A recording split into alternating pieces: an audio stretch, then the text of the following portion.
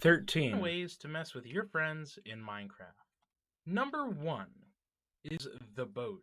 Grab yourself 2 observers, a dispenser, and a lot of wood. Find yourself a nice open little area where you think your friend would be most likely to use a boat. Then set up a little ring, something like this. Great. Now, set your dispenser right here facing the water and set up one observer facing this way, and then we'll place the other observer here in a moment. Grab a hopper and place it on top of this dispenser. Place a wall facing this way, just to ensure that no boats get lost. Once you have this set up, craft yourself a lot of boats, and well, you can really make as many as you want, and well, I'd say go ham with it, so make a lot of boats. Start chucking all of these onto that hopper in front of you. Make sure you're far enough away that you can't pick them back up, and continue crafting until you are done. Place the other observer right there, and watch the boats start to craft out. Now, some of them might pop to the side like this, and we can always break the ones that do, or just leave them there. But, well, this is going to take a while, as well there are a lot of boats. Once it is finished, break down everything that you have placed. And do not touch that boat. When your friend needs to use the boat, he will most likely use the one that he sees sitting in the water. And, well, this is what happens.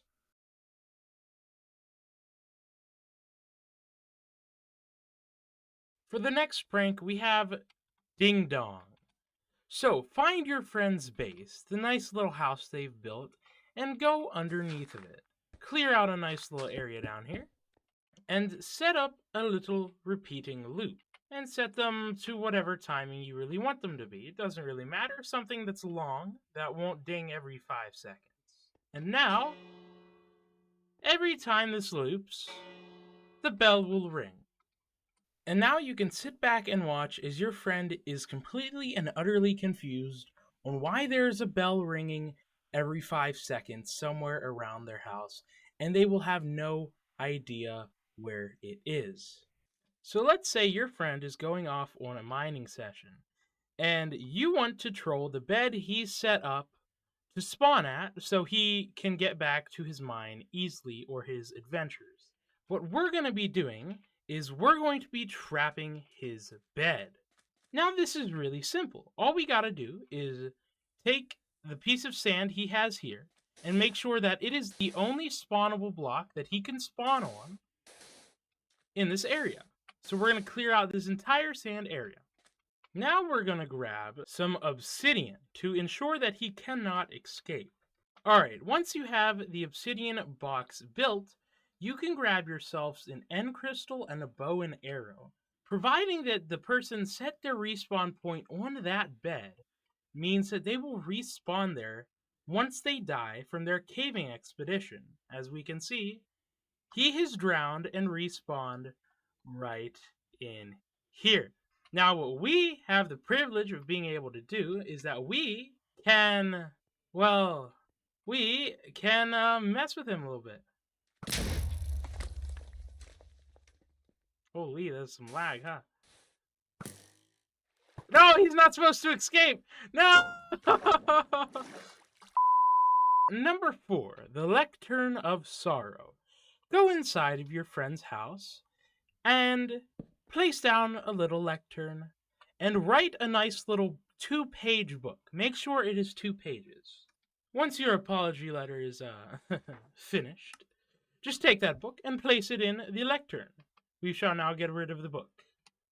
Now that it is here, we are going to connect up the lectern to a little redstone circuit. And that's going to loop underneath his house. Now, I don't want to tell you what to put down here, but, well, I think you can see where I'm going with this. We're going to make him go kaboom once he flips over the lectern. So, now the good thing is, lecterns output redstone signals. So, we can see down there, I flipped the page. You saw that little redstone bit right there? Yes. So, next time anyone opens that lectern, it will go kaboom. And now we can watch as your friend comes into his house and sees the message you've left him. After he reads it, well, it goes kaboom. Alright, the next troll is Skyblock. Let's say your friend is AFK. Well, let's just grab some scaffolding and a fishing rod. And we're gonna go up very high. Now, the height of this, you can edit to however much you want, but I'm going to make this go up to pretty much build limit. And we're essentially going to put him in a skyblock. And then we're just going to pull him up. Once you get your friend to the top of the extremely long scaffolding pillar, you can then start to construct your skyblock. Now, the best way to do this is the most conventional, with the tree and grass. So, let's get it. Alright, once you have your skyblock made and everything put together, you can then make sure that your friend is above the dirt, and, well, you can break the scaffolding. And you can watch as your friend is utterly confused about why he is on a skyblock platform. Oh, and there they go. The next troll is falling lava. Take some scaffolding and a nice bucket of lava and go to your friend's base. As you can see, it's a beautiful Yeti base, and it is highly flammable. We're going to place some scaffolding above their house. Don't want it to be up too high, but just high enough that they won't be able to see the lava in the top. Place some blocks out in each direction, and then build them up. Now place your lava right there. And that's the troll pretty much complete. And now we can watch as our friend curiously sees what is going on with the scaffolding atop his base, and what usually comes to mind for most is to probably break the bottom block. And now we watch our friend frantically try to defend his base as lava is now gushing down towards it. Alas, inevitably, in the end, the lava will overtake his protections and destroy their base. Number 7, the forest. Go to your friend's base and place a lot of saplings outside. I mean, really go ham and place a lot of saplings, like hundreds, if not thousands, of tree saplings all around their base, and watch the magic happen. Now, as some of the trees begin to grow, you will see that this place, that was once a nice little plains, is now becoming a very heavily, densely populated area full of trees. And you can see, if this was on a much bigger scale, how big of a problem this would be to clear up without a flint and steel. And now you can see as your friend logs in and wonders what the heck is going on, as there are a million trees now around his base. And this is just an utterly painful troll to clean. Alright, the next one is a fun magic trick that we can do at your friend's house. So Yeti has built himself a nice ice cave, and over here we have a little ender pearl chamber hooked up. Essentially, the magic trick is going to be, I'm going to lure him into the house, making him think that I have this epic trick to show him. I'm going to run in the closet, and then I'm going to click this button, which is going to teleport me up here, and then we're going to drop down here and say hi to him. Alright, so let's go to our friend, tell him, hey, we got a trick for you to watch. Come on. Go in here. Ooh. Ha ha ha! Alright, for the next one, I call this Pitfall. Find a nice little area and build a, quote, meeting room inside. Make it look nice. Once you have your room constructed, make sure you set out one safe block for yourself, because the rest are going to be falling blocks. Now, at the bottom, grab yourself some slabs and place them down. Now, on top of these slabs, place some lava, spread it out, and this will prevent the blocks from actually staying there when they fall into the lava. They will all get broken. Since redstone doesn't like me, there's actually another way we're going to do this, so keep watching. So the piston idea isn't working because I suck at redstone, so there's another way you can do this, which is going to be really fun. So, place a snow block back here. You do not fall through the snow blocks.